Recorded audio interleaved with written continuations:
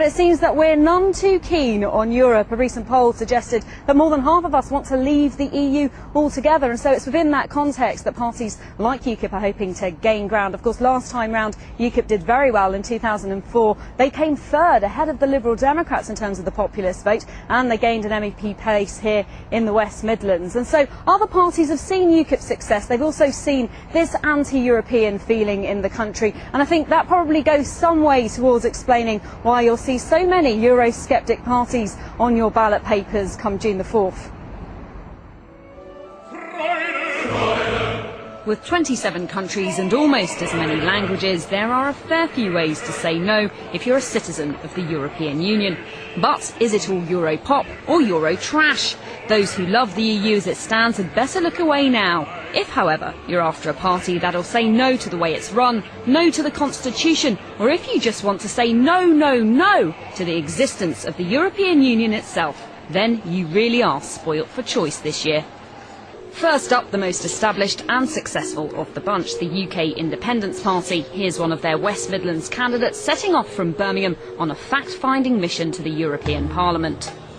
What we're saying is that people need to have a say. We've been promised a say by government, and they've not delivered. UKIP will be giving that people the option to say no to the European Union.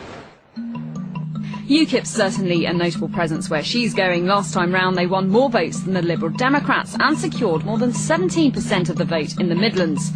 It seems that all of that isn't convincing all of you, though. A YouGov poll earlier this year showed that 16% of people questioned wanted Britain to leave the EU altogether. And in a survey commissioned by the BBC this month, as many as 55% of those polled thought Britain should leave the EU but maintain close trading links. So what do the people I asked in Birmingham's Brindley Place think?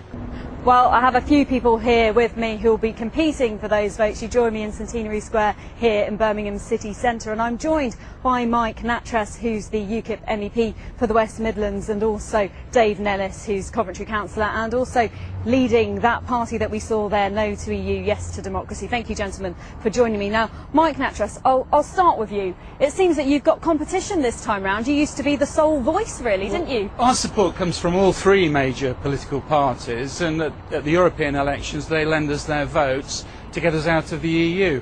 I'm not expecting that our vote will be diminished this time, because the Say No campaign that we ran last time was very popular, and we got 12 MEPs elected, and I'm sincerely expecting the same people to vote for us again. But this time there are a lot of Say No campaigns, it seems. I mean, you know, if you look at the BNP, they have a similar point of view in terms of wanting to withdraw from Europe, and they've been doing well in the Midlands, certain parts of the Midlands, in terms of local elections. Are you worried that they could dilute your support? We're not a racist party. We don't believe in that philosophy. We just want to get out of the European Parliament to make politics in Westminster. Now, if we're going to divide it before we leave, that is no good at all. The politics should be back in Westminster.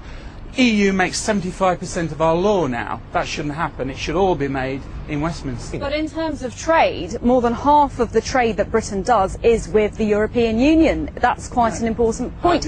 And it's at a deficit. We're actually importing more from Europe than we're selling to Europe, so it's not the panacea that people put it forward as. Mike Nattrass, the statistics on that are incorrect, because the exports through Rotterdam are counted in as an EU export. Well, according to the EU website, which I checked last night, 56.9% of UK exports go to EU because they go through Rotterdam to the rest of the world, and they count them into Europe but not out. So it's one of those statistics that's manipulated by the EU. Nonetheless, it is important to maintain those trading links in a time of recession, if nothing else. If we left the EU tomorrow, they still trade with us. That is not the question. The problem is political domination. They're making our regulations, they're telling us what to do. It's got nothing about trade.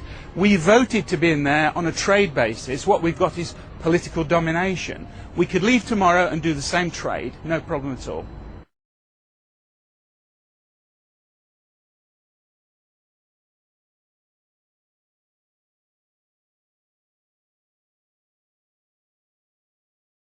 We've been here in the week that Gordon Brown visited to hear a speech from the leader of the UK Independence Party, Nigel Farage, a South East MEP. The speech, he says, voters sent him here 5 years ago to make. And as usual, he pulled no punches. Shame on you, Prime Minister, for doing that. You have devalued democracy in our country. You have devalued the trust that voters have got in you as a British Prime Minister. The Conservatives and UKIP are the South East dominant parties with 60% of the votes, 7 out of 10 of the seats. But even so, they're a small force here at the Parliament, so they have to form coalitions with like-minded MEPs to get their voice heard. The Parliament often plays host to visiting dignitaries. This week, Gordon Brown, ahead of the G20 summit, which gave several of our locally elected representatives a chance for a big speech.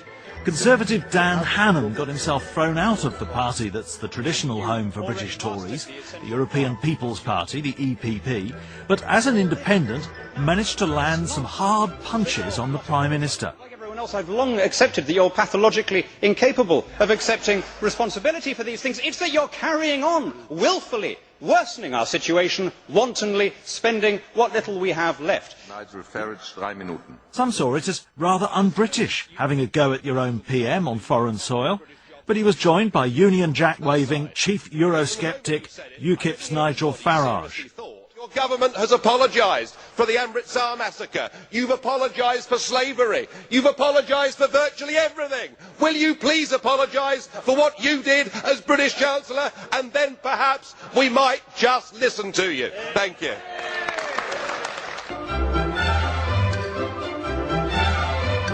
This is the Louise Weiss building. It's the parliamentary meeting place, and it's impressive. There's over 2,650 offices inside. The bill is also sizable. It costs £200 million a year, but it's only used 49 days a year, so that means it costs £4 million a day to run. Nigel Farage is a UKIP MEP for the South East. He's also the UKIP party leader. In his school days, he was a Tory party activist. More recently, he used to flout the smoking ban here at the EU Parliament, but he's given up the cigarettes and he's taken up the pipe. When 20% of the electors in the southeast of England voted to put me here in 2004, they did so wanting somebody who was a voice of opposition. Okay?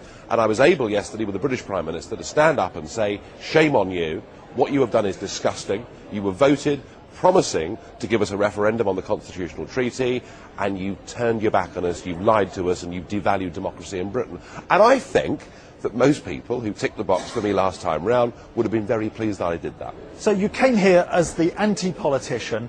A lot of people would say, well, after 10 years here, you must have gone a bit native. No, I haven't gone native at all. But what I have done is my views changed a bit. I used to think that provided that Britain got itself out of this awful mess, that was fine. I now take a much broader view. I now think that the EU is not just bad for Britain, it's bad for the other countries of Europe too. And so I've been very happy, because of this term of the Parliament, to work in the French referendum, to work in the Irish referendum, to try and get a broad-based opposition across the whole of the European continent. So is there a deal to be done with David Cameron? I mean, at what stage do you speak to him? If the Conservative Party, or the Labour Party for that matter, were to contest the next general election saying, vote for us, put us into number 10, and we will give you, the British people, a free and a fair referendum so that you can decide your future rather than career politicians in Westminster. As far as I'm concerned, that's the moment at which I'd be very happy for that election for UKIP to do a deal. And what happens to your party? If you say, well, that's my objective sealed, and what happens to you? No, I mean, listen, once we've got ourselves out of this ghastly mess of European Union, there's a lot of other things to fight for, namely the intrusion of the state into our lives. And UKIP believes in a low-tax economy, UKIP believes in less government, UKIP believes in more power for local government. There are many things to campaign on, much to do, but the great thing is unless we get the ability to govern our own country back, then all of it, frankly, is worthless.